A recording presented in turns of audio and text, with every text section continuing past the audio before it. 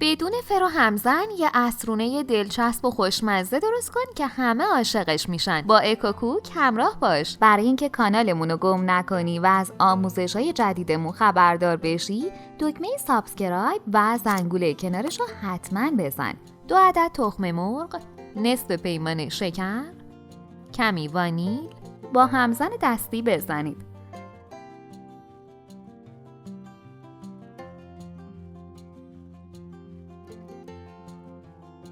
2/3 پیمانه ماست، 2 قاشق غذاخوری پودر گردو، مقداری پودر هل و دارچین و 1 قاشق غذاخوری گلاب با هم مخلوط کنید.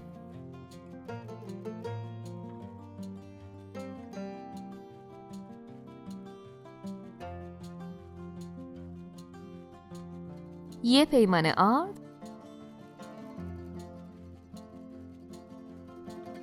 و 1 قاشق چایخوری بیکینگ پودر رو هم اضافه و در حد مخلوط شدن هم بزنید.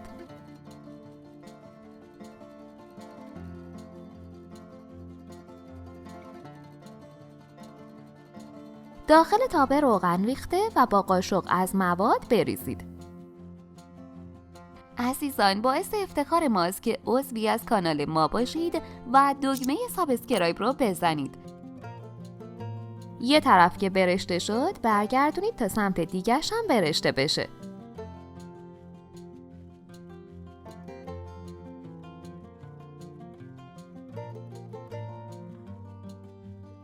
این نون شامیای خوشمزه در کنار چای و به عنوان عصرونه خیلی میچسبه.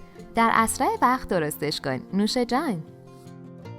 اگه از این آموزش خوشتون اومد، باید بگم که ویدیوهای جالبتری هم توی کانالمون داریم که حتما باید ببینید. ممنون از وقتی که گذاشتید و این آموزش رو تماشا کردید.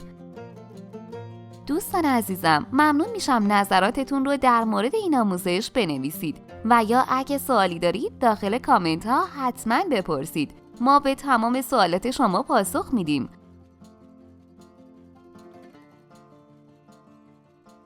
لطفاً برای حمایت از ما لایک و سابسکرایب رو فراموش نکنید.